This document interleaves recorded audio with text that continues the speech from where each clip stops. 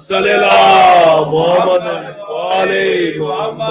نعرہ تکبیر، اللہ اکبر. نعرہ رسالت، یا اللہ. نعرہ حیدری، یا نعرہ صحت و سلامتی، علامہ آصف رضا علوی بلند تر صلوات. اللہم صلی اللہ محمد علی محمد. بسم اللہ الرحمن الرحیم. الحمدللہ الذی جعلنا من المتمسکین بولایت امیر المؤمنین. اللہم ایاک نعبد و ایاک نستعین. الصلاة والسلام بتحیت والاکرام علی اشرف الانبیاء والمرسلین واولادہ الطیبین الطاہرین المعصومین. ثم الصلاة والسلام علی الصدیقۃ المبارکہ الرازیۃ المرضیہ عالمۃ غیر معلمہ ام الکتاب ام القرآن ام الانوار ام الائمہ ام المعصومین ام العلوم ام الہدی ام الحسن ام الحسین ام المحسن و ام الابیہا السیدہ فاطمہ الزہرا صلوات اللہ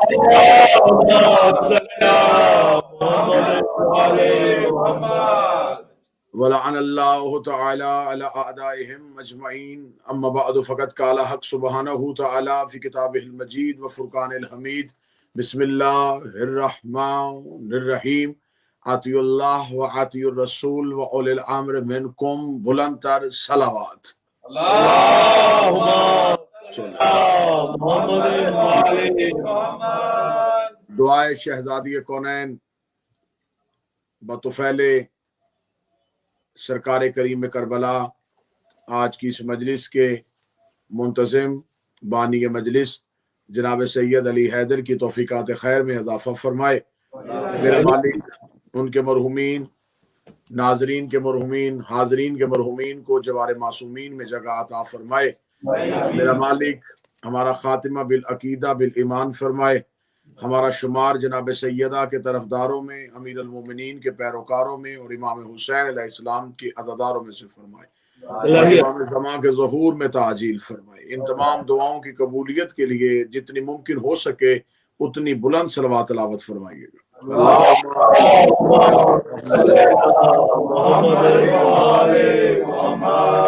مسلسل سیر روزہ مجالس میں سلسلہ گفتگو اللہ کے قرآن کی اس آیہ کریمہ سے ہے، اطیعوا اللہ و اطیعوا الرسول و اولی الامر منکم. اطاعت کرو اللہ کی، اس کے رسول کی اور اولی الامر کی. میں روزانہ کی مجالس میں آپ کی خدمت عالیہ میں یہ گزارش کر رہا ہوں کہ جیسی اللہ اپنی اطاعت چاہتا ہے ویسی ہی اطاعت اپنے رسول کی چاہتا ہے اور ویسی ہی اطاعت اولی الامر کی چاہتا ہے.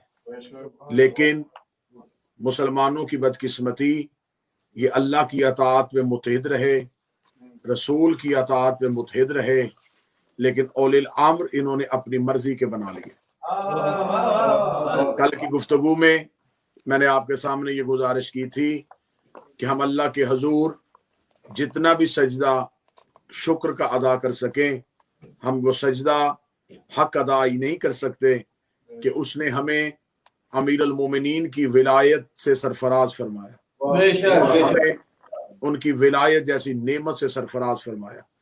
یقین جانیے جن کے پاس امیر المومنین کی ولایت ہوتی ہے انہیں پھر دنیا حقیر نظر آنی شروع ہو جاتی ہے، انہیں پھر دنیا کے تعلقات اور رشتے عزیز نہیں ہوتے.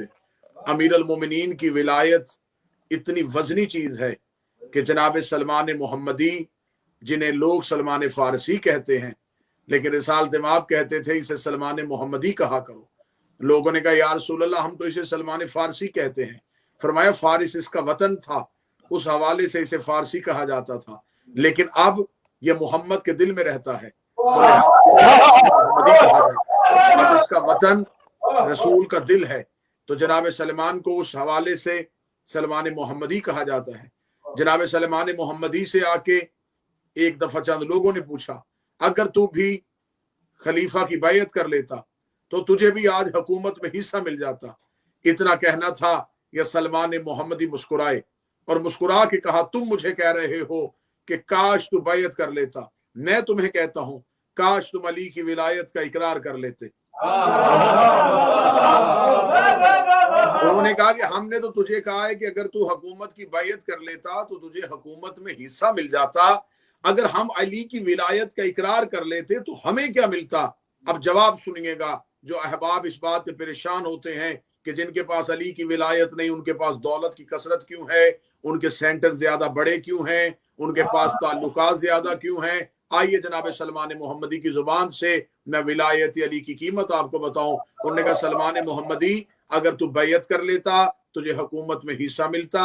اگر ہم علی کی ولایت کا اقرار کر لیتے تو بتا ہمیں کیا ملتا؟ جناب سلمان محمدی نے کہا قسم ہے مجھے اس خدا کی جس نے سلمان محمدی کے جسم میں جان کو دوڑایا ہوا ہے، اگر تم امیر المومنین کی ولایت کا اقرار کر لیتے تو تم آسمان کی طرف اشارہ کرتے اور پرندے زمین پہ تمہیں لبیک کہتے ہوئے آ جاتے. اگر تم دریا کے کنارے پہ کھڑے ہو کے مچھلیوں کو آواز دیتے تو مچھلیاں تمہاری پہلی صدا پہ باہر آ جاتی.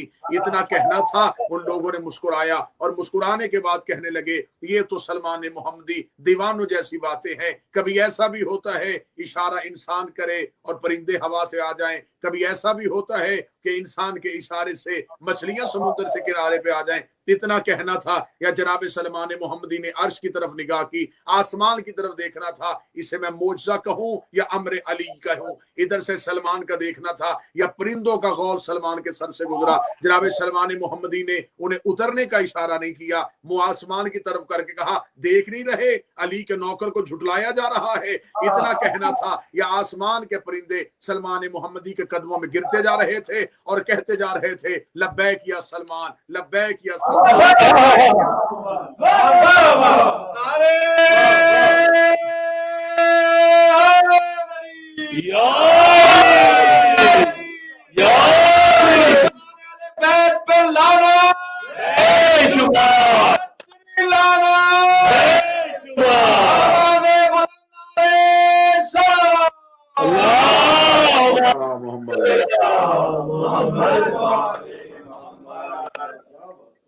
سرکار حضرت ابو ذر غفاری جندب بن جنادہ ان سے کہا گیا کہ آپ بتائیے کہ آپ کے پاس علی کی ولایت ہے تو کیا ہے؟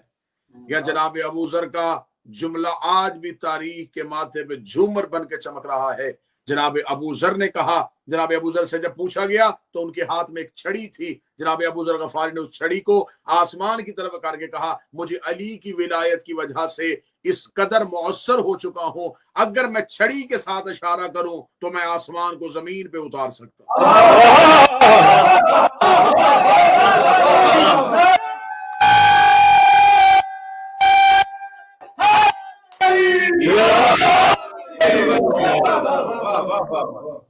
یہ ہے علی ولی اللہ کا فیض.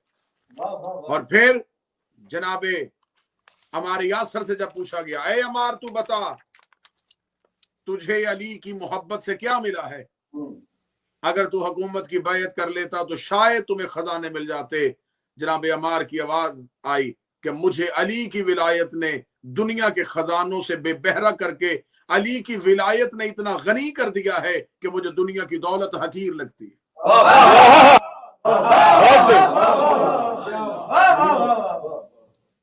کائنات کے، کیونکہ آج کی یہ آخری مجلس ہے، آخری مجلس میں ہمیں امر ولایت بھی آپ کے سامنے پڑھنا ہے اور امر الہیہ کے جو سب سے بڑے کائنات کے مدبر الامور ہیں سرکار وارث زمانہ، ان کی ذات پہ گفتگو کرنی. کائنات کے حقیر ترین، اللہم صلی علی محمد، کائنات کی حقیر ترین ذرے ایٹم سے لے کے کائنات کی عظیم ترین کہکشاں تک ہر ایک چیز محو طواف ہے، ہر ایک چیز طواف کی حالت میں ہے. اور یہ سائنس بھی تسلیم کرتی ہے کہ کائنات کی ہر چیز کسی مرکز کے گرد گھوم رہی ہے. آپ کائنات کے سب سے چھوٹے ذرے ایٹم کو لے لیں تو ایٹم بھی جو ہے وہ نیوکلس کے گرد گھوم رہا ہے، الیکٹرون اس کے گرد طواف کر رہے ہیں. کائنات کے سب سے بڑے نظام کو لے لیں تو کائنات کا سب سے بڑا نظام شمسی ہے. تمام سیارے سورج کے گرد گھوم رہے ہیں. کیا یہ سورج مرکز ہے؟ لیکن ہمیں آج کی سائنس بھی بتاتی ہے کہ سورج مرکز نہیں، یہ تمام سورج اکٹھے ہو کے ایک کہکشاں کے گرد گھوم رہے ہیں. یہ تمام کہکشائیں اکٹھی ہو کے کسی ایک مرکز کے گرد گھوم رہی ہیں. لہٰذا یہ کائنات کی ہر چیز کسی نہ ایک کسی مرکز کے تحت گھوم رہی ہے.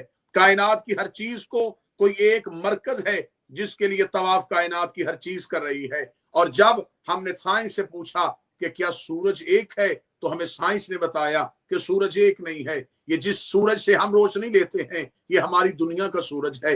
اس طرح ایک کہکشاں کے اندر اربوں سورج ہوتے ہیں، اور اللہ کی کائنات میں کتنی کہکشائیں ہیں، ہر کہکشاں کے اندر کتنے سورج ہیں. اس کا مطلب ہے کہ بہت سارے سورج ہیں جو کسی ایک کا طواف کر رہے ہیں. مجھے سمجھ نہیں آ رہی تھی یہ تمام سورج، کیونکہ تمام سیارے تو سورج کا طواف کر رہے ہیں، یہ سورج کس کا طواف کر رہا ہے؟ تو پھر مجھے زیارت میں ایک جملہ ملا، السلام علیکہ یا شمس الشموس، اے سورجوں کے سورج تجھ پہ میرا سلام. اس کا مطلب ہے کہ کائنات کے تمام سورج اکٹھے ہو کے جس کا طواف کر رہے ہیں اسے صاحب العصر والزمان کہتے ہیں.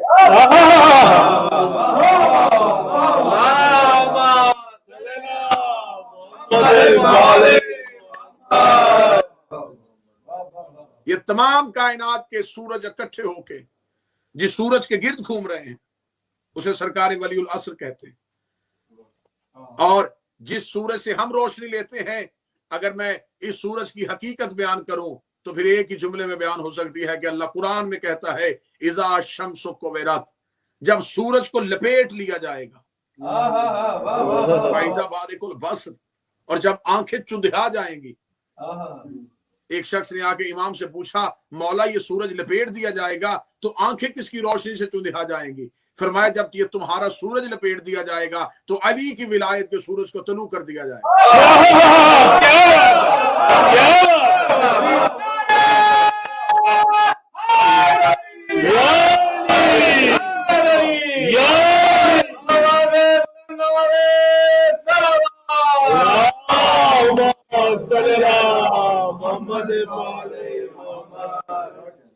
بہت معتبر ترین یہ ایک حدیث بھی ہے، اور بہت سے مسالک اسے نقل بھی کرتے ہیں کہ حدیث ہے کہ قیامت کا میدان ہوگا اور جب اللہ مخلوقات کو اکٹھا کرے گا تو یہ تمام مخلوقات پسینے سے شرابور ہو جائیں گی اور سورج سوا نیزے پہ ہوگا.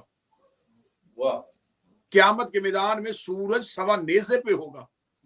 عقل انسانی سے میں سوال کرتا ہوں کہ آج ہم سے لاکھوں میل کی مسافت پہ ہے سورج، تو تب ہمارے جسموں کو پسینہ آتا ہے. جب یہ سورج سوا نیزے پہ آ جائے گا تو جسم بچیں گے تو پسینہ آئے گا. تو پھر یہ کون سا سورج ہے جو سوا نیزے پہ آئے گا اور انسانی بدن پسینے میں شرابور ہو جائیں گے؟ اب مولا سے پوچھا گیا تھا، امام سے آگے سوال کیا گیا تھا، مولا یہ سورج سوا نیزے پہ آ جائے گا تو سورج کی حدت کے ساتھ، سورج کی تپش کے ساتھ، سورج کی شدت کے ساتھ انسانی بدن تو جل کے راکھ ہو جائیں گے، اور آپ کہتے ہیں کہ انسان کے جسموں کو پسینہ آ جائے گا. مولا یہ تو حیرانگی کی بات ہے. مولا مسکرا کے فرمایا اگر تو چاہے تو تجھے اور حیران کروں. اس نے کہا مولا وہ کیا؟ فرمایا سورج سوا نیزے پہ ہوگا اور کچھ لوگ ٹھنڈک محسوس کریں گے. اتنا کہنا تھا کہ اس نے کہا مولا میری سمجھ میں نہیں آتا، سورج سوا نیزے پہ ہوگا، انسانی بدن تو جل کے راکھ ہو جانے چاہیے، اور آپ کہہ رہے ہیں کہ انسان ٹھنڈک محسوس کریں گے. امام فرماتے تم کیا سمجھتے ہو یہ تمہارا سورج ہے، یہ نظام شمسی کا سورج ہے؟ عقل کے اندھو، کیا تم نہیں جانتے جب قیامت کو ہر چیز فنا ہو جائے گی تو پھر یہ سورج بھی فنا ہو جائے گا؟ جب یہ سورج بچے گا ہی نہیں تو پھر کون سا سورج سوا نیزے پہ ہوگا؟ اس کا مولا یہی تو میں پوچھنا چاہتا ہوں کہ قیامت میں تو ہر چیز فنا ہو جائے گی، تو پھر قیامت کے میدان میں کون سا سورج ہے جو سوا نیزے پہ طلوع ہوگا؟ امام نے فرمایا سور ھذا الشمس بولایت امیر المومنین، امیر المومنین، یہ نور ولایت علی ابن ابی طالب ہوگا جو قیامت کے میدان میں ایسے آئے گا کہ منکر جل کے راکھ ہو جائے گا اور مومن ٹھنڈک میں آ جائے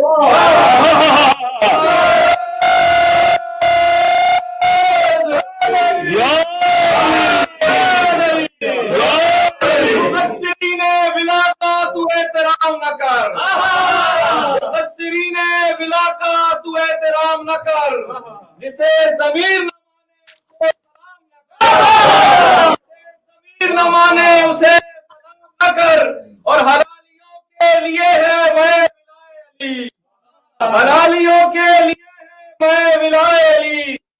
शराब के आगे जाओ ना का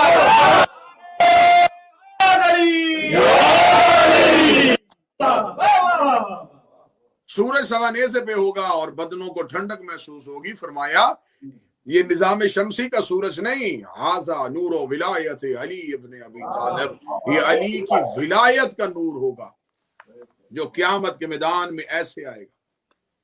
अभी तक तो अहबाब अमाल का हिसाब देने के लिए कल मैंने गुफ्तगू में कहा था कि अभी तक तो लोग ये समझ रहे हैं कि हम अल्लाह के हजूर पेश होंगे। इन्हें तो यही खबर नहीं कि हमने क़यामत में किसके हजूर पेश होना है।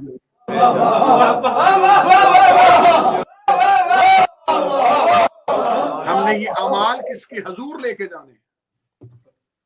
बहुत शोहरा आफाक आपने भी अक्सर सुना होगा कि एक पुल है, पुल सरात है, जो बाल से ज्यादा बारीक है, तलवार से ज्यादा तेज है और आग से ज्यादा गर्म है।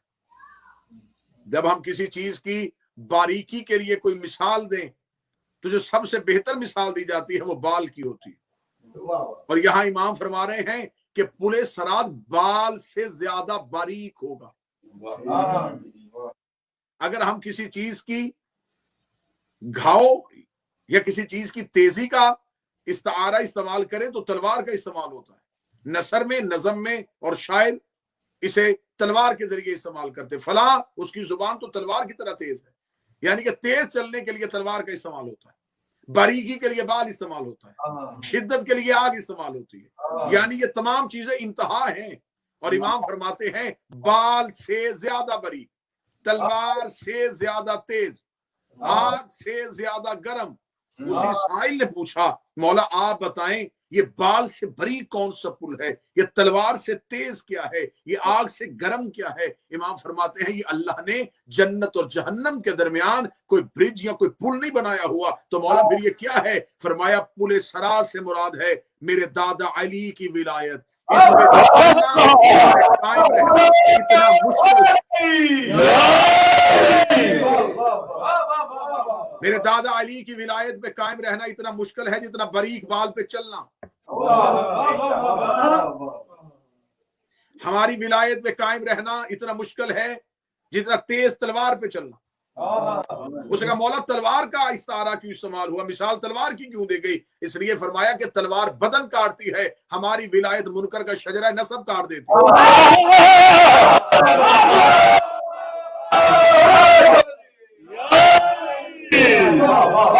मौला ये आग से ज्यादा गर्म क्यों है? फरमाया आग सिर्फ बदन जलाती है और हमारी विलायत मुनकर की रूह को जला देती है।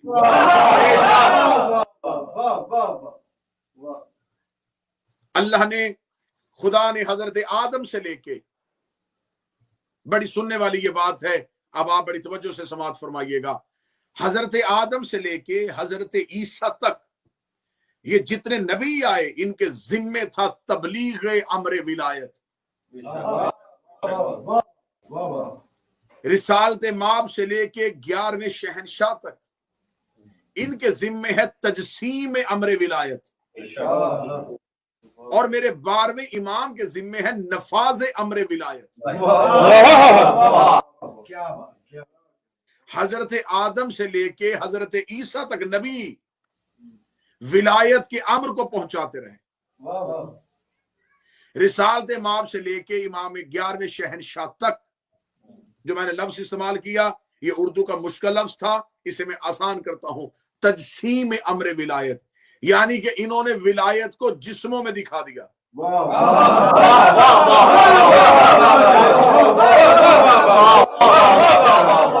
कि अल्लाह का इख्तियार अगर जिस्म में ढल के आए तो कैसे आता है। यही वजह है कि लोग आके पूछते थे कि अल्लाह कैसे बोलता है, ये बोल के दिखाते थे।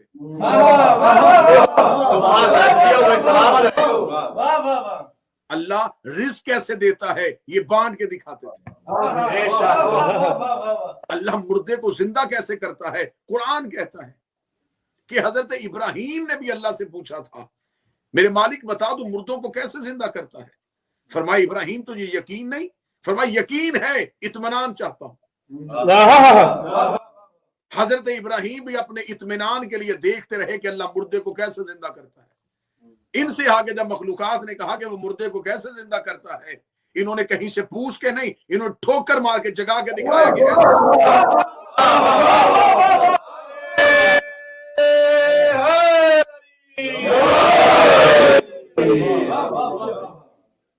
سرکار ختمی المرتبت سے لے کے 11ویں شہنشاہ تک ان کے ذمے ہے تجسیم امر ولایت. اور جب میرے 12ویں شہنشاہ کا دور شروع ہوا ہے تو میرے مولا کے ذمے ہے نفاذ امر ولایت. میرے مولا نے امر ولایت کو نافذ کر کے دکھانا ہے. اور جب امر ولایت کو نافذ کرنا ہے تو وہ کیسے نافذ کرنا ہے؟ اللہ نے انسان کو اختیار دیا ہے، انسان چاہے تو گناہ کرے، انسان چاہے تو نیکی کرے. لیکن جب 12واں آئے گا تو 12واں انسان سے انسان کا اختیار چھین لے گا. دنیا میں صرف عدل ہوگا، صرف انصاف ہوگا، وہ اپنے امر سے بتائے گا کہ جو ہم چاہیں گے ویسا ہوگا. بڑی سننے والی بات ہے. جو قدرت، دو چیزیں اللہ کے نظام کو ہمیشہ نافذ کرتی ہیں، ایک قدرت الہی، ایک تدبیر الہی. زمین بچھ گئی، یہ قدرت الہی. آسمان کا سائبہ لگ گیا، یہ قدرت الہی. بارش اپنے وقت پہ برستی ہے، یہ قدرت الہی ہے. ایک چیز ہے تدبیر الہی. تدبیر الہی کے لیے کسی مدبر الامور کا ہونا ضروری ہے، جو اللہ کے ارادے کو عملی شکل میں کر کے دکھائے.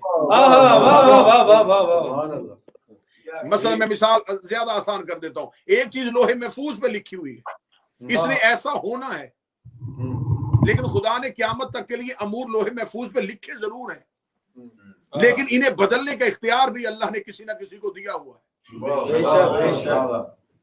کسی کے پاس بدلنے کا ایسا اختیار ہے، وہ چاہے تو رات کو دن، دن کو رات کرے.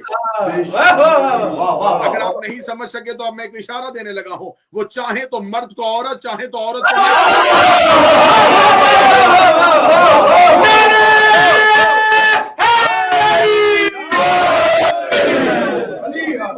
جو کام لکھے ہوئے ہیں یہ قدرت ہے، اور جو کام بدل رہے ہیں یہ تدبیر ہے. تدبیر کرنی ہے کسی مدبر نے. اور اگر کوئی کہے گا کہ مدبر صرف اللہ کی ذات ہے، اللہ کے علاوہ کوئی مدبر ہی نہیں ہے، آؤ قرآن اٹھاؤ. خدا کہتا فالمدبرات امرن، مجھے ان مدبروں کی قسم ہے جو اللہ کے امر کو تبدیل کر رہے ہیں.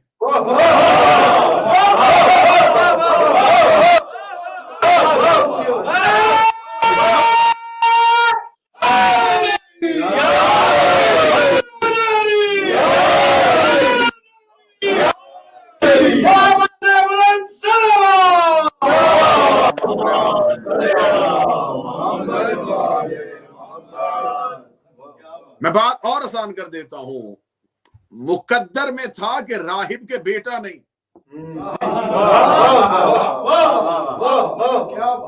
حسین علیہ السلام نے قدرت کو تبدیل نہیں کیا، تدبیر کو بدلا ہے.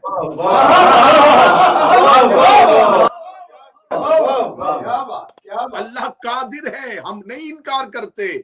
وہ علی کل شیء قدیر ہے، اس کے پاس قدرت ہے، ان کے پاس تدبیر ہے.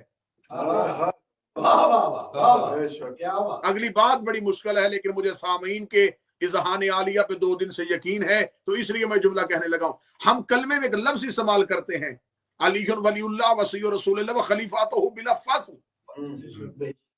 اس کی وضاحت ہمیں کیا دی گئی؟ وضاحت یہ دی گئی کہ رسول کے بعد بغیر کسی فاصلے کے امیر المومنین خلیفہ ہیں.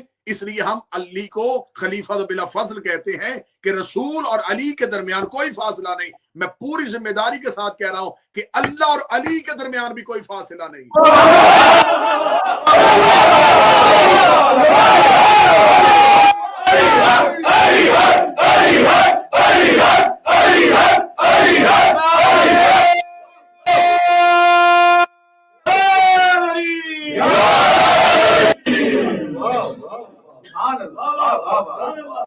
اللہ اپنے، میں نے یہ جملہ جو کہا ہے کہ اللہ کے اور ان کے درمیان فاصلہ نہیں، وہ کس لیے فاصلہ نہیں؟ کہ قدرت اور تدبیر کے درمیان کوئی فاصلہ نہیں. اللہ کا کام ہے صرف ارادہ کرنا, امر کرنا ان کا کام ہے. مثلاً خدا کوئی بھی کام برائے راست سر انجام نہیں دیتا. آج کی مجلس میں یہ بات اپنے ذہن میں بٹھائیے گا, اس پہ ہزاروں دلائل میں کھڑے کر سکتا ہوں کہ خدا نے سوائے تخلیق محمد و آل محمد کے علاوہ کوئی کام براہ راست سر انجام نہیں دیا.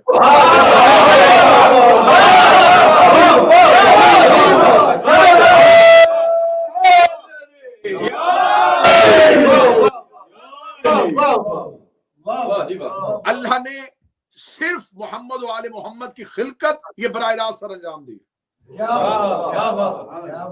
اللہ اور ان کے درمیان کوئی فاصلہ نہیں. اگر ہم اللہ اور ان کے درمیان فاصلہ رکھ لیں گے تو اللہ کا فیض ہم تک پہنچانے کے لیے فاصلہ آ جائے گا.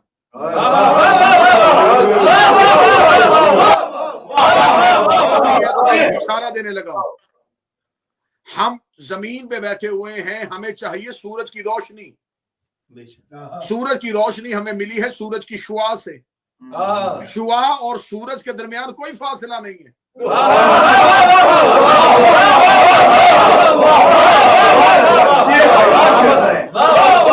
ہمارا شعاع اور سورج کے درمیان ہمارا فاصلہ ہے. کیا بات سبحان اللہ. شعاع کا سورج سے کوئی فاصلہ نہیں. شعاع نکلتی بھی سورج سے ہے, چھپتی بھی سورج میں ہے.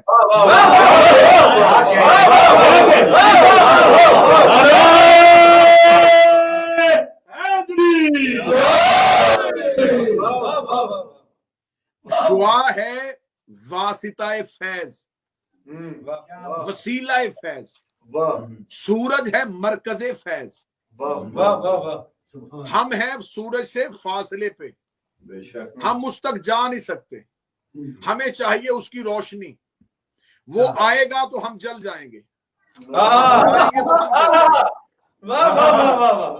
اگر اس کی ایک مثال قرآن سے میں دے دوں تو بات واضح ہو جائے گی. موسیٰ کے ساتھی بھی چاہتے تھے کہ اس تک بغیر وسیلے کے پہنچ جائیں.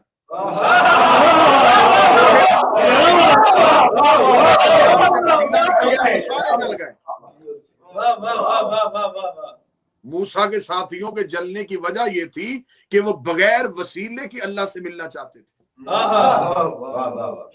جبکہ وہ یہ نہیں جانتے تھے کہ موسیٰ بھی وسیلے کے ساتھ اللہ سے ملتے ہیں.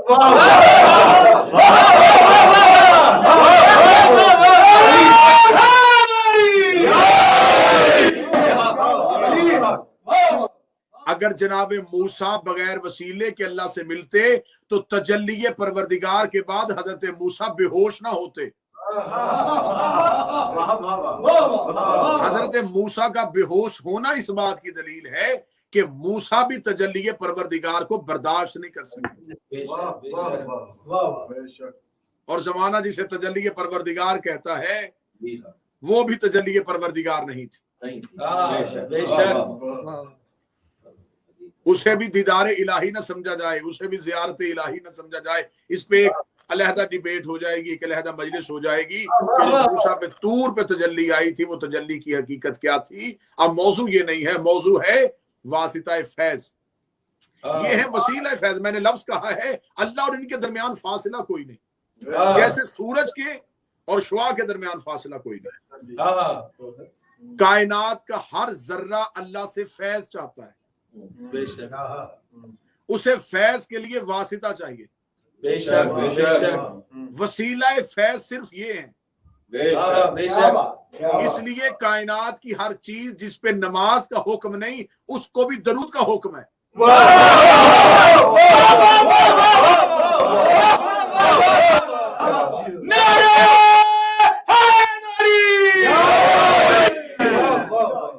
اگر آپ نے اس کی ایک مثال لینی ہو تو آپ ایسے کیجئے کہ آپ کسی پلانٹ کو لیجئے, کسی پودے کو لیجئے اور اسے ایک کمرے میں بند کر دیں اور چاروں طرف سے دروازے اور کھڑکیاں بالکل بند کر دیں.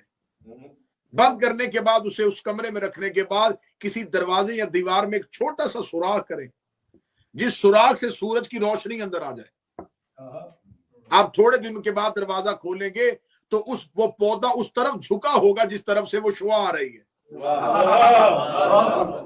کیونکہ اسے پتا ہے کہ میری زندگی اس شعاع کے ساتھ جڑی ہے۔ یہی وجہ ہے کہ ہم لوگوں کو کہتے ہیں کہ علی ولی اللہ واسطہ فیض کا نام ہے۔ اللہ کو سجدہ تب تک ہو ہی نہیں سکتا جب تک فیض کا ذکر اللہ کی عبادت میں نہیں۔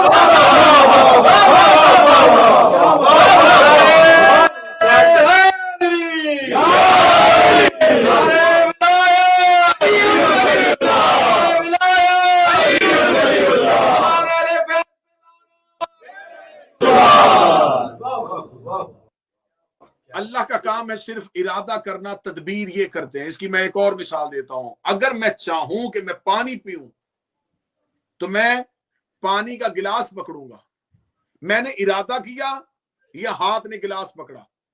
میں نے گلاس کے لیے ہاتھ کو حکم نہیں دیا، میں نے صرف ارادہ کیا اور ہاتھ نے حرکت کر دی۔ ذہن نے ارادہ کیا، ہاتھ نے حرکت کی۔ اللہ ارادہ کرتا ہے، ید اللہ حرکت کرتا ہے۔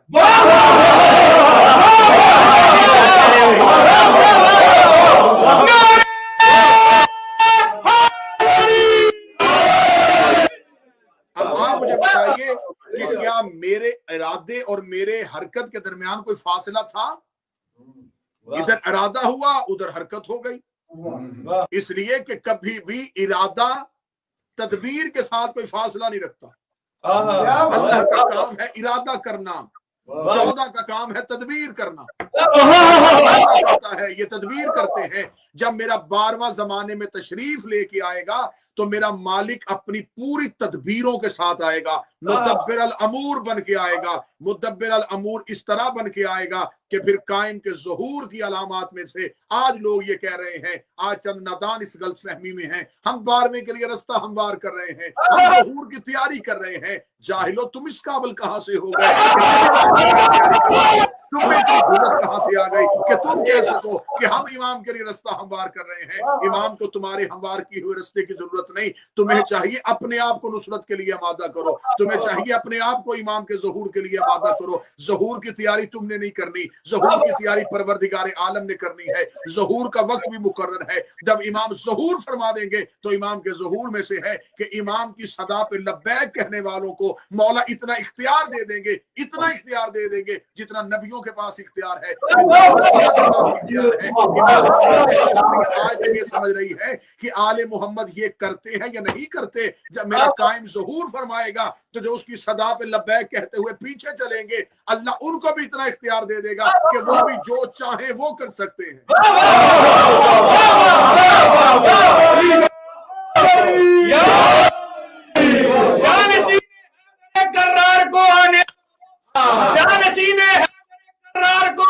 تو دو مولوی پہ مولوی کاٹے گا۔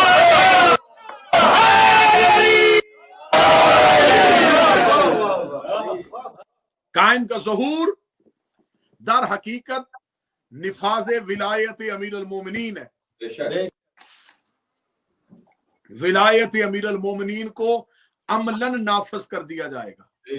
بے شک قائم کے ظہور میں جو کہتے ہیں کہ جب امام کا ظہور ہوگا تو دنیا کو عدل سے بھر دیا جائے گا، عدل کا مراد ہے امیر المومنین کی ولایت۔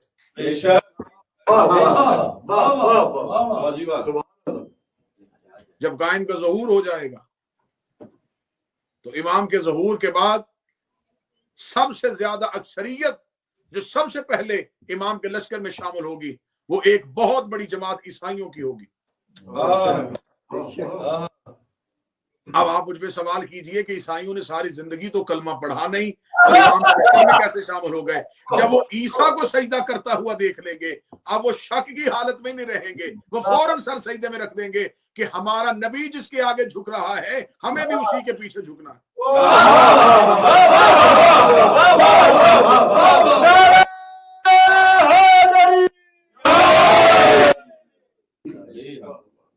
امام سے کسی شخص نے پوچھا تھا کہ مولا انسان کی روح کی سب سے بڑی نجاست کون سی ہے؟ فرمایا شک کی نجاست۔ کبھی بھی ہمارے اختیارات، ہماری ولایت، ہمارے تصرف پہ شک نہ کرنا، اگر آپ کہیں تو میں حوالہ دکھانے کے لیے تیار ہوں. امام فرماتے اگر تمہارے سامنے ہمارے فضائل پڑھے جائیں تمہیں کوئی اختیار نہیں ہے کہ تم ہمارے فضائل پہ شک کرو. جو بھی فضائل تمہارے سامنے پڑھا جائے اس پہ شک نہیں کرنا. ہماری فضیلت ہمیں لوٹا دینا. تمہیں اس قابل سمجھیں گے تو تمہیں معرفت دے دیں گے, ورنہ اپنی فضیلت تم سے واپس لے لیں گے.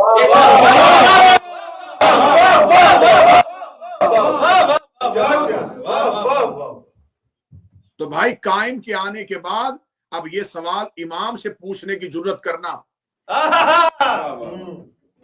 امام کے سامنے آ کے کبھی یہ سوال پوچھنے کی جرت کرنا کہ مولا بتائیے آپ کے دادا کی ولایت کب سے ہے؟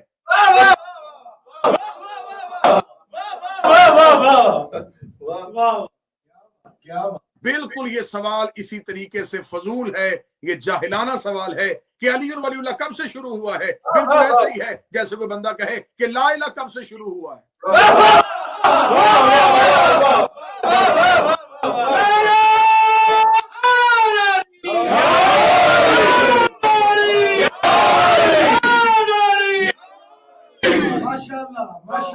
جب سے لا الہ الا اللہ ہے تب سے علی ولی اللہ ہے, کیونکہ اللہ ارادہ ہے, علی اس کی تدبیر ہے. شرک وہ کرتا ہے جو علی کے ساتھ کسی کو شریک کرتا ہے.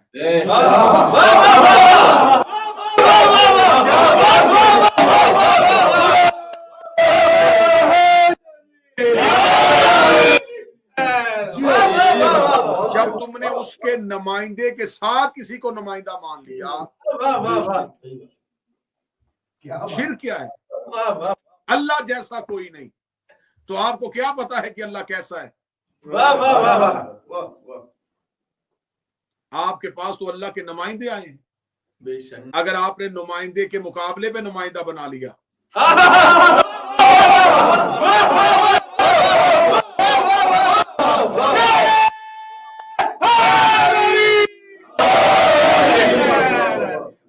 اگر آپ نے رہبر کے ہوتے ہوئے رہبر بنا لیا, اگر آپ نے ولی کے ہوتے ہوئے ولی بنا لیا, مجھے معاف کیجیے گا مجھے جملہ کہنا پڑ رہا ہے, اگر آپ نے امام کے ہوتے ہوئے امام بنا لیا,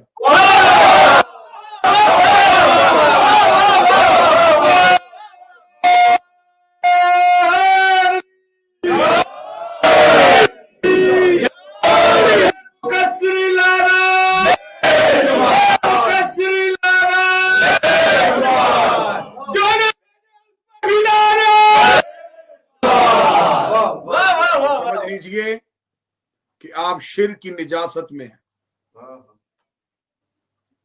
جتنے بھی پوری دنیا میں مومنین اس مجلس کو اسی لمحے آن لائن سن رہے ہیں یا بعد میں سنیں گے, میں ان سے گزارش کروں گا کہ آپ کثرت کی طرف نہ دیکھیے گا. اگر امام کے ظہور میں نفاذ ولایت امیر المومنین ہے تو کسی بھی کتاب میں نہیں لکھا کہ امام جب دنیا میں ظاہر ہوں گے تو امام کے ساتھ ایک بہت بڑا لشکر امام کی صدا پہ لبیک کہے گا. ناظرین تھوڑے ہیں, فنار ہونے والے زیادہ ہیں.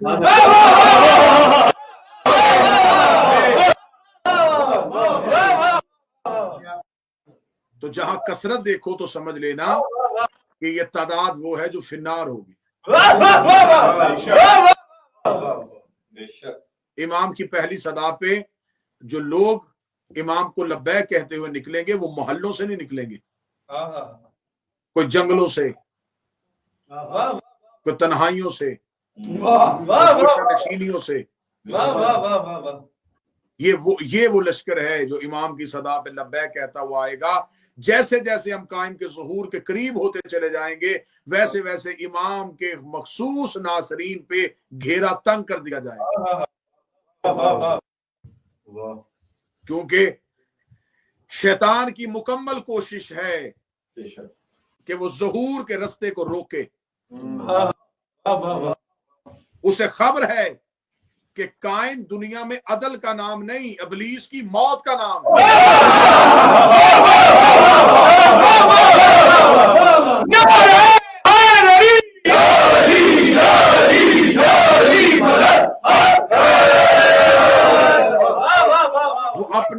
موت کے ڈر سے امام کے رستے کو روک رہا ہے، واہ واہ واہ واہ واہ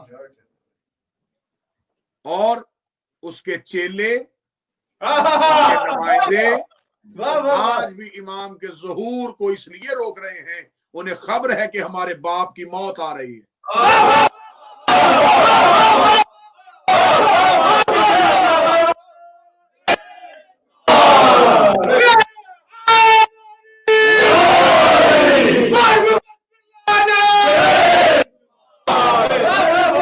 دشمنوں پہ لانے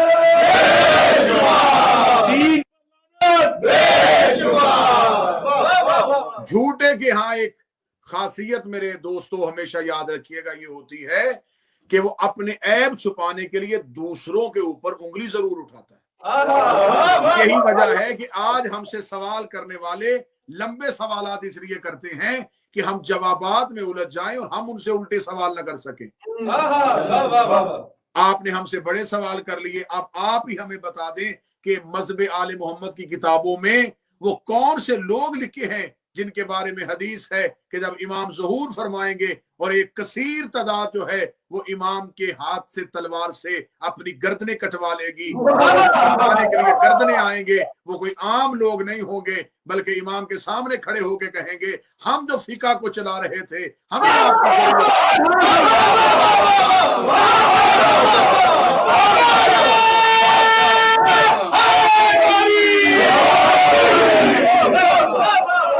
ہم پہ سوال کرنے والے ہمیں اس سوال کا جواب کیوں نہیں دیتے؟ وہ کون سی نہر ہے جو لہو سے بھر جائے گی؟ ہمیں یہ جواب کیوں نہیں دیا جاتا؟ آپ ہمیں مہدی سے نکال کے مہدویت کی طرف کیوں لے کے جا رہے ہیں؟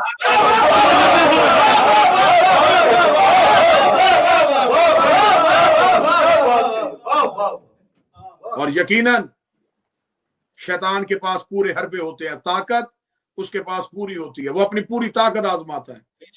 آج بھی اس کے پاس حکومتیں ہیں، اس کے پاس لشکر ہے، اس کے پاس لوگ ہیں، اس کے پاس وسائل ہیں، اس کے پاس اختیارات ہیں، وہ اپنے مکمل اختیارات کو استعمال کر رہا ہے، اور اس کے ساتھ ایک کثیر تعداد ہے جو اس کے اس منصوبے میں اس کا ساتھ دے رہی ہے۔ لہٰذا ہمیں نہ اختیارات چاہیے، نہ حکومتیں چاہیے، نہ وسائل چاہیے، ہمیں صرف یہی اعزاز حاصل ہے کہ ہمارے پاس علی کی ولایت ہے اور قائم کا انتظار ہے۔ متمسک رہیے گا، امیر المومنین کی ولایت کے ساتھ متمسک رہیے گا۔ اس کی قیمت آپ سے سر مانگی جائے تو دیجئے گا، اولاد مانگی جائے تو دیجئے گا، جلا وطنی مانگی جائے تو دیجئے گا، غاروں میں پہاڑوں میں جانا پڑے تو چلے جائیے گا، لیکن علی کی ولایت کے ساتھ متمسک رہیے گا۔ ظہور کے قریب آگے حالات مزید سخت ہوں گے۔ یہ دور استقامت کا دور ہے۔ اب یہ بات سے نکل آئیں فلاں کو ٹھیک کریں، فلاں کو ٹھیک کریں، اپنے رستے کو بہتر کریں۔ ڈوبتی ہوئی کشتی میں لوگوں کو وہی بچاتا ہے جو پہلے اپنی جان بچا لیتا ہے۔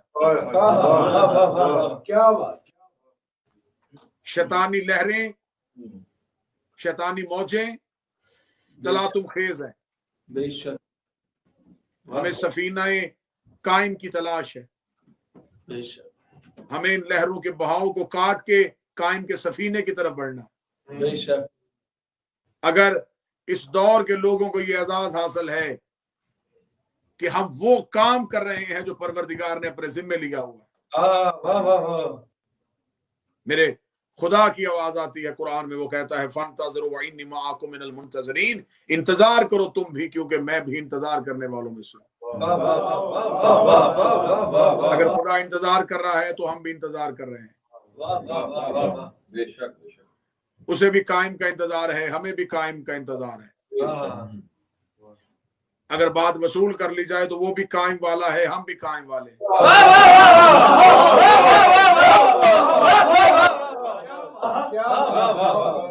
ایک طرف لاکھوں کا نہیں کروڑوں کا لشکر، طاقت، حکومتیں، وسائل، جنگی سامان، موت کا ڈر، خوف، پہرے، منافقت، कूफे की खामोशी, दारुल अमारा के लिए सर चाहिए, सूली को मीस में तमार चाहिए, तलवारों को मुख्तार चाहिए। हम जिंदा रहने के लिए दुनिया में नहीं आए, हम मरने के लिए आए। बेशक बेशक। लोग जीने के लिए जीते हैं, हम मरने के लिए जीते हैं। वाह वाह वाह वाह वाह वाह वाह वाह वाह वाह। ये सांसें अमानत है कायम की। 3 मजलिसों का एक ही खिदमत जो की उसका सिला मांगता हूं। अगर सिला देना चाहें तो ये सिला दीजिएगा, अमीर अल मोमिनीन की विलायत से धोखा ना कीजिएगा, सैयदा की तरफदारी ना छोड़िएगा, और कायम का इंतजार ना छोड़िएगा। यही हमारे पास है। अमाल का दामन बहुत हल्का है, बेशक, लेकिन कोशिश ये करें कि अकायद के मोती जितने समेट सके उतने समेटे। बेशक। इस घर की 18 साल की बतूल भी रोती रही, इस घर की 4 साल की बतूल भी रोती रही। आज इस इमाम बारगाह में उस मासूमा शहजादी का तबूत पड़ा है जिसे मेरे करीम हुसैन ने नमाज शब में अल्लाह से रो रो के मांगा था। नाम माँ के नाम पे फातिमा रखा, लकब सकीना पड़ गया, सुकून देने वाली, तस्कीन देने वाली। करीम करबला कहते हैं मेरा उस घर में दिल ही नहीं लगता जिस घर में मुझे सकीना नजर आए। रसूल की बेटी भी फातिमा, हुसैन अलैहिस्सलाम की बेटी भी फातिमा, दोनों फातिमाओं का मुकद्दर अजीब। उसे भी बाप के बाद नहीं रोने दिया, इसे भी बाप के बाद नहीं रोने दिया। वो भी बाप के बाद छुप के रोती थी, ये भी बाप के बाद छुप के रोती थी। उसका नाम भी फातिमा, इसका नाम भी फातिमा। वो भी बाबा से बड़ा प्यार करती थी, ये भी बाबा से बड़ा प्यार करती थी। अगला फर्क सदा से माफी मांग के वो 18 साल की उम्र में ज़ईफा हुई, ये 4 साल की उम्र में ज़ईफा। वो 18 साल की उम्र में कमर झुका के चलती थी, ये 4 साल की उम्र में कमर झुका के तवीज़ हुसैन।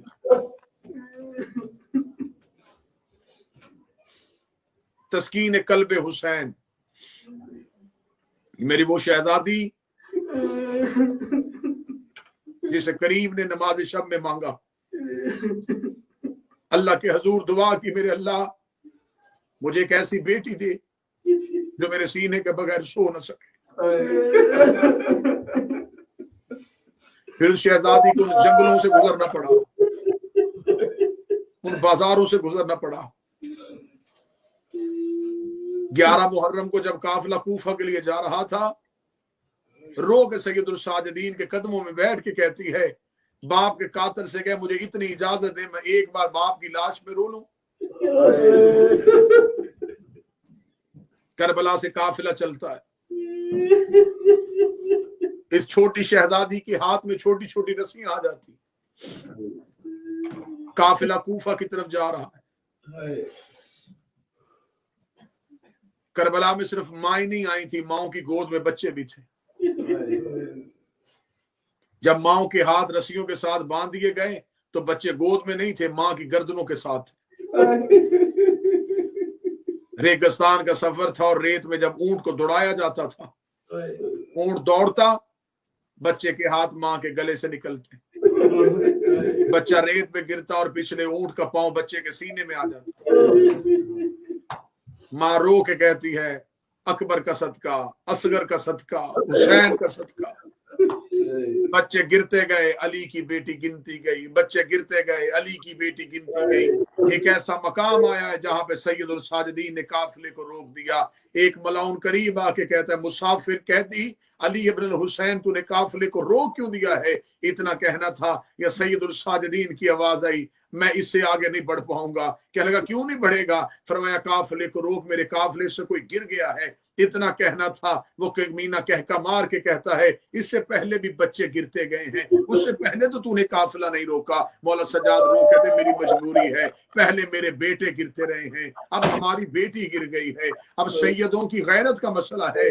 सैयदा आलिया की आवाज है, सज्जाद काफिले से कौन रह गया? आवाज है, अम्मा हुसैन की बेटी सकीना गिर गई है। सकीना का नाम आना था। अली की बेटी की चीख आई, आवाज आई, हाय कहाँ है मेरे हुसैन के सीने का तबीर? या मलाउन ने कहा, सज्जाद तू काफिले को यही रोक। इन्होंने घोड़े को दौड़ाया, जब देखा एक रेत के टीले पे सहमी हुई हुसैन की बेटी बैठी थी। इनको करीब आते हुए देखा, जल्दी से उठ के खड़ी हो गई। देख के कहती, मैं काफिले से बिछड़ना नहीं चाहती, लेकिन मेरी इतनी गुजारिश है, मुझे एक बार थोड़ी देर यहाँ रहने दो। कहने लगे क्या करेगी? कहने लगी मैं काफिले पे जहाँ कहोगे वापसी पे पैदल काफिले के साथ मिल जाऊंगी। उन्होंने कहा तू यहाँ रुक के करेगी क्या? रो कहती यहाँ रुक के इंतजार करूंगी, यहाँ से कोई काफिला गुजरेगा उसके सामने खड़ी हो जाऊंगी, कहूंगी मैं सैयदजादी हूँ, मुझे खुम्स में एक चादर दे दो। कहने लगे चादर लेके क्या करेगी? रो के कहती सीधी करबला जाऊंगी, अपने बाबा को कफन पहना के आऊंगी, मेरे बाबे की लाश धूप में बगैर कफन के पड़ी हुई है। इतना कहना था, ये मलाउन घोड़े से नीचे उतरा। सादात मुझे माफ कीजिएगा, इसने मासूमा को घोड़े पे बिठाया नहीं। ये देख के कहने लगा हमारे घोड़ों के आगे दौड़। शहजादी कभी गिरती थी कभी उठती। ये करबला का सफर, ये शाम का सफर, शाम के बाजार, दान। इतना रोती थी बाबा को याद करके, इतना रोती थी, इतना रोई है मासूमा कि दरबार में जब बुलाया गया और बुलाने के बाद पहली दफा शहजादी, पहली दफा, खुदा लानत करे इन बादशाहों पे, इन्होंने हर दौर की फातिमा को दरबार में खड़ा किया। कई घंटे चुप करके खड़ी रही। ये मलाउन तख्त पे बैठ के कहने लगा ये बच्ची कौन है? कहने लगे ये हुसैन की बेटी है। कहने लगा मुझे करबला से पता चला है कि जब हुसैन को कत्ल किया तो कोई बच्ची बाप के पास थी, वो कौन थी? कहने लगे ये वही है। ये देख के कहता बच्ची मेरे करीब आ। शहजादी तख्त के करीब आई।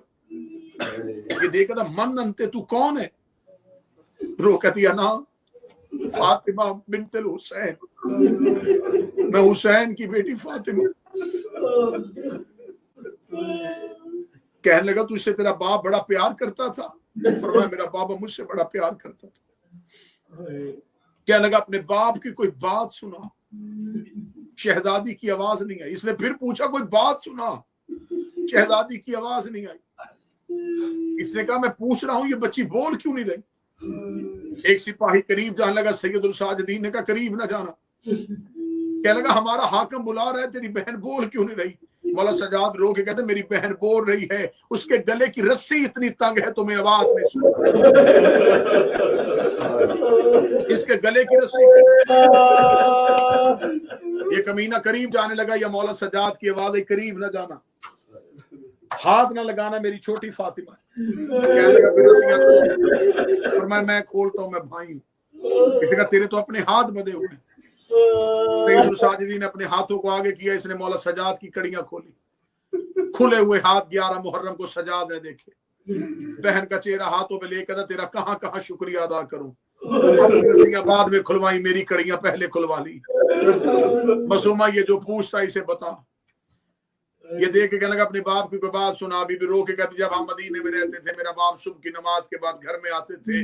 मेरा बाबा मदीने की अरब की ताजा खजूरें लेके आते। मैं जहां सोई होती मुझे उठाते, मुझे सीने पे लिटाते, अपने हाथों से मुझे मदीने के खुरमे खिलाते। जब से मेरा बाबा मारा गया मैंने खाया कुछ नहीं। जब से मेरा बाबा मारा गया मैंने पिया कुछ नहीं। ये देख कहता हमने जुल्म तो बड़ा किया है, लेकिन अगर तू कहे तो मदीने की खजूरें तो मेरे दरबार में भी हैं। मासूमा ने कहा कहाँ है? इसने कहा ये मेरे तख्त के पास ये तश्त पड़ा है, इसके ऊपर सफेद रुमाल है, इसके नीचे मदीने के खुरमे हैं। क्या तुझे मदीने की खजूरों की पहचान है? अगर मैं तुझे दिखाऊं तो पहचान सकती है कि क्या ये मदीना के खुरमे हैं? सैयदा ने सैयदुल साजिदीन को देखा। मौला सज्जाद की आंखों का लहू तेज हुआ। मासूमा चलती चलती तश के करीब गई। बीबी ने कांपते हुए हाथों से तश से रुमाल हटाया। रुमाल का हटाना था, नीचे खजूरें नहीं, बाप का कटा हुआ सर नजर आया। बाबे के सर पे नजर पड़ी, जल्दी से अपनी कैदी हाथों में बाबे का सर लिया, रो के दी बाबा आंखें न बंद कर, बाबा आंखें खोल, मेरे चेहरे पे तमाचों के निशान थे। कैद में शहजादी मुसलसल बाबा को याद करके रोती रही, इतना रोई कि एक रात ये मलाउन अपने हुजरे से निकल के दरबार में आ गए। इसने सिपाहियों से कहा इस बच्ची को चुप करवाओ। सिपाही जिंदान के दरवाजे पे जाकर, अली इब्न अल हुसैन, हमारा हाकिम कहता है अपनी बहन को रोना बंद करे। मौला सजाद कहते हैं मेरी बहन रोना बंद कर देगी, एक काम करो, कहीं से मेरे बाबे हुसैन का सर ला दो। सर का नाम आना था। सिपाही देखेगा, लगा सर इस वक्त नहीं मिलेगा। फरमाया जब तक मिलेगा नहीं तब तक ये रोएगी। उसने कहा सर संदूक में है, संदूक किसी कमरे में है, उसकी चाबी सिपाही के पास है, जिसके पास है वो घर चला गया है। आधी रात को उसे उठाएं, वो दरवाजा खोले, फिर संदूक का ताला खोले, फिर तेरे बाबे का सर मंगवाए। मौला सजाद की आवाज आई, हम तालों के मोहताज नहीं। इतना कहना था मौला सजाद की आवाज, सकीना ये हमसे अपना इख्तियार हमारा पूछ रहे हैं, हम अपना इख्तियार दिखाएं। एक बार अपने बाबा को आवाज दे। तड़पती हुई मासूमा चलती हुई आई, जेल की सुलाखों पे अपना सर रखा, सर रख के रो दी, बाबा तेरी बेटी तुझे बुला रही है, बाबा तेरी मासूमा तुझे बुला रही है, बाबा तेरे सीने का तवीर तुझे बुला रही है। बीबी सकीना ने 3 बार सदा दी, या संदूक का ताला टूटा, सरे हुसैन बाहर आया, छत को फाड़ता हुआ सरे हुसैन प्रवास करता हुआ जो ही जिंदान की छत पे आया। मासूमा ने आता हुआ बाबे का सर देखा, रो कर दी, अम्मा देख मैंने बुलाया, मेरा बाबा हुसैन आ गया। मासूमा ने जल्दी से अपने जले हुए कुर्ते को फैलाया, रो कर दिया, बाबा तेरी सकीना तेरा सर लेने के लिए तैयार है। सरे हुसैन प्रवास करता हुआ मासूमा के हाथों पे आया, जल्दी से बाबे का सर अपने सीने से लिया, अपने कुर्ते से बाबे का लहू साफ किया, दाढ़ी चूम के कहती, बाबा तेरे बाद तेरे कातिलों ने मुझे बड़ा मारा है, बाबा तेरे बाद तेरे दुश्मनों ने मुझे बड़ा मारा है, बाबा देख मेरे हाथों में कड़ियां, बाबा देख मेरे चेहरे पे तमाचों के निशान, बाबा देख मेरे कानों के जेवर भी लूट लिए गए। अभी बीबी ये बातें कर रही थी, ये मौला सजाद की आवाज आई, इन्ना लिल्लाहि व इन्ना इलैहि राजिऊन। मेरी मासूमा जिंदान में मर गई। जिंदान में मासूमा को गुस्ल के लिए पानी न दिया गया, कफन के लिए कपड़ा न दिया गया। उसी कुर्ते के साथ हुसैन की शहजादी को दफना दिया गया। आखिरी सतर पढ़ूंगा, इसी सतर पे मैं आज के मुसाहिब का इख्तिताम हो जाएगा। किताबें कहती हैं कि जब मासूमा को दफनाया गया, ये अल्लाह की कायनात में वाहिद शहजादी है जिसके कब्र में भी जेवर नहीं उतरे।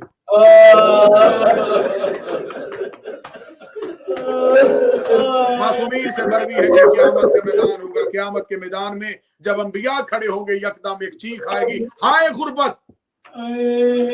आवाज परवरदिगार है, ये आवाज किसकी है? फरमाया अली की आवाज। फरमाया अली तू तो मेरा शेर है, तूने नबियों के सामने क्यों कहा है मेरी गुर्बत? फरमाया मेरे अल्लाह गुर्बत देख, हर कोई कफन समेत उठ रहा है, वो देख करबला में मेरा बेटा बगैर कफन के उठ रहा है। अभी हुसैन बगैर कफन के आएंगे, ये आवाज आएगी हाय गुर्बत। आवाज आएगी, अब किसकी आवाज आई? आवाज आई अब ये हुसैन की आवाज है। आवाज परवरदिगार आएगी, हुसैन तेरे लिए तो अली ने गुर्बत की आवाज दी थी, अब तू हाय गुर्बत क्यों कह रहा है? फरमाया उसका तो बेटा बगैर कफन के उठा था, वो शाम की तरफ देख मेरी बेटी बगैर कफन के उठ रही है।